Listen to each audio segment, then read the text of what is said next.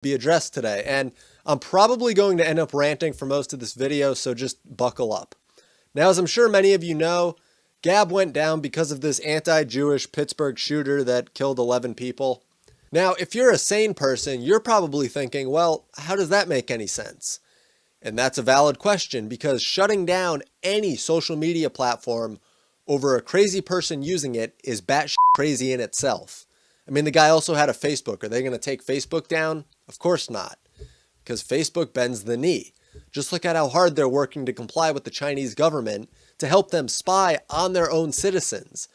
They won't take Facebook away because the control freaks in this country, which is heavily saturated by one party currently, get a little too excited every time they get the opportunity to wrap free speech in with a crime born out of hatred for a certain group. And they get to say, see, if we had laws against this kind of speech, then this guy wouldn't even be able to spread his hate. And if you think that that's a fallacious argument, then congratulations. You're following this train of logic better than the people who cheer for Gab going down, calling it racist friendly, because their last two brain cells can't conceive of free speech, Adam Rosenberg. And you're following this chain of thought better than the people who pray for a blue wave and think that Trump criticizing the media is more detrimental than, well, the media lying to people literally every single day about important issues, like we just saw Adam Rosenberg doing. I mean, if you've gotten to a point where you see the fallacy in the argument of, oh, a shooter posted on a social media site, they allowed his free speech, and now they must be shut down because he killed people, then good, you're on the right track. Mainstream Democrats are no longer in favor of free speech. I mean, that train left the station a long time ago, and it's becoming more and more obvious when mainstream leftist outlets don't even hide the fact that they're perfectly okay with Gab going down. I mean, PayPal, Stripe, Joyent, GoDaddy, they've all blackballed Gab. So if you need to buy a domain, stay away from GoDaddy, stay away from Joyent. And I don't even know exactly what it is that they do because I've never used either of them, but stay away from them. The free market's supposed to allow consumers to vote with their dollar, but now I'm getting off in the weeds because there's a larger point here. You never want a serious crisis to go to waste. And what I mean by that, it's an opportunity to do things that you think you could not do before. And he's not talking about learning from a crisis so that it doesn't happen again. He's talking about exploiting it for political gain. It's part of how he sees the economy of regulations. When there's a crisis, it creates a vacuum in the market of regulations to promise people more safety in exchange for their freedoms. The difference is that the safety is never delivered on, or the threat merely changes form at the government's hand.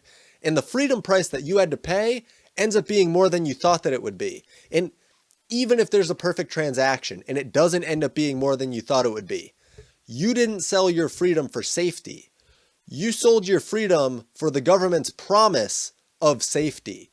They don't need to hold to that, and they don't have much in the way of motivation to hold themselves to it. Because if there's another crisis, there's yet another chance for regulations and more power and more control to be funneled to the state. So don't be fooled when big government politicians look heartbroken over this shooting. If they support or push for or even passively accept this silencing of Gab, they're fine with this shooting being used as a political weapon to achieve the ends that somebody wants, and it might be them. I mean, anyone who feels the impulse to speak freely in the core of their being will not sit silently by as this happens. And Gab's response to all of this was the best that you could really hope for. They say that they're working with the DOJ and the FBI to bring this alleged terrorist to justice, and they've been no-platformed at every level. They say, we are the most censored, smeared, and no-platformed startup in history, which means we are a threat to the media and to the Silicon Valley oligarchy. And they're exactly right. It doesn't matter what you write. It doesn't matter what the sophist talking heads say on TV. It doesn't matter what verified nobodies say on Twitter. We have plenty of options, resources, and support. We will exercise every possible avenue to keep Gab online and defend free speech and individual liberty for all people.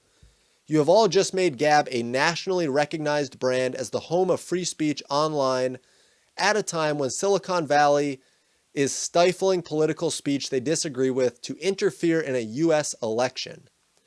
The internet is not reality. TV is not reality. 80% of normal, everyday people agree with Gab and support free expression and liberty. The online outrage mob and mainstream media spin machine are the minority opinion. People are waking up, so please keep pointing the finger at a social network instead of pointing the finger at the alleged shooter who holds sole responsibility for his actions. No platform us all you want, ban us all you want, smear us all you want. You can't stop an idea. They mentioned that they're working around the clock to get Gab back up, and let me say, I'm going to start using Gab more. I'll be over there more often, because Gab did the best thing that could possibly be done in this scenario. They said that they're complying with the investigation of this alleged terrorist, and then they say that they're being silenced because they're a threat to Silicon Valley, which is true.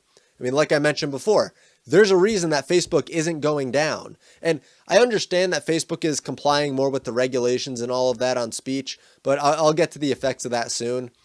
Then the CEO of Gab, Andrew Torba, who wrote this whole thing up, threw shade at Twitter, the mainstream media, and Silicon Valley again, because Silicon Valley is using their influence and control to sway an election towards Democrats.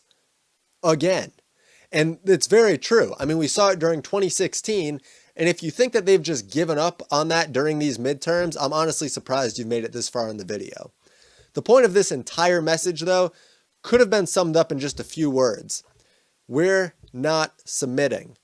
But then that would be Islamophobic, because Islam means submission. So because Gab didn't bend down to the leftist mobs, their popularity is going to explode. If Silicon Valley, the sophists in the mainstream, typical leftists, if they actually wanted Gab to disappear, they've pretty much solidified that that'll never happen. Gab gained publicity. They gained street cred. They're the sexy rebel that all the women want to be with. Except instead of women, it's free thinkers. It's the real intellectuals, not those CAA bought and branded cattle that just spew leftist talking points after attaining a level of trust from people and then turning on them. Not to mention that I tend to think this chain of events isn't actually meant to solve anything for the people silencing Gab. They're not trying to make people safer. They're telling people to trust them so that then people can just stick their heads in the ground and go back to living their life, oblivious to what's actually going on. And I say this because remember that fallacious argument that I presented earlier about silencing this guy so he doesn't do anything evil and how that doesn't really work? I can't imagine that there are people who have actually thought this through who are convinced that this is the best way forward. Stopping someone from revealing their thoughts to the world doesn't stop the factory making those thoughts. In fact, it provides more material to the factory to create more of these radical and violent thoughts. It also pushes them underground. So now the job of investigators will become more difficult the more that these people are deplatformed. I mean, I hate that I have to explain this, but I mentioned in a video recently how there are certain groups that, even though I don't agree with them and I think that they're wrong, I admire how they've given it more thought than most. But the anti-free speech crowd isn't like that. These people who are normal citizens, and not the elites at the top of this whole ordeal, but the normal citizens who are in favor of no free speech or anti-free speech, they've given it no thought. They've allowed the propagandists to flood their head with nonsense. And you know that because anti-free speech people can't defend their position.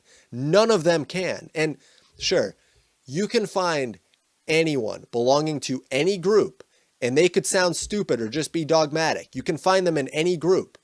But I mean, no one from the anti-free speech group can actually defend their stance. No one. And it's because it's nothing but a hollow concept that's embedded itself in people's psyche by manipulating their emotions.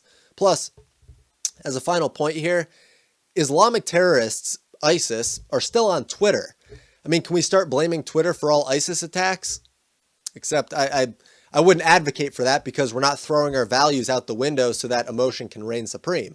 So that's really all for this video. When Gab goes back up there, I'll be over there more. I suggest that everyone move over there. I mean, we also need more big name people on the platform. Celebrities in favor of free speech don't realize the kind of reach that they have when it comes to moving people over to another platform. So that's all something to discuss though when Gab comes back. But for now, I felt like this was a crucial video to make, and I mean, people have to know what's going on in the culture war, because that's really what this is. It's the culture war. And like I said, Gab is the counter to the mainstream agenda. They're the counter culture. They're the sexy rebel. Gab is the counter to Silicon Valley. And when Gab comes back, you can find me there at Ben's Politics. So thank you all so much for watching. If you enjoy my videos and would like to support what I do, Patreon is a fantastic outlet for that. Otherwise, please just leave a like on the video and subscribe if you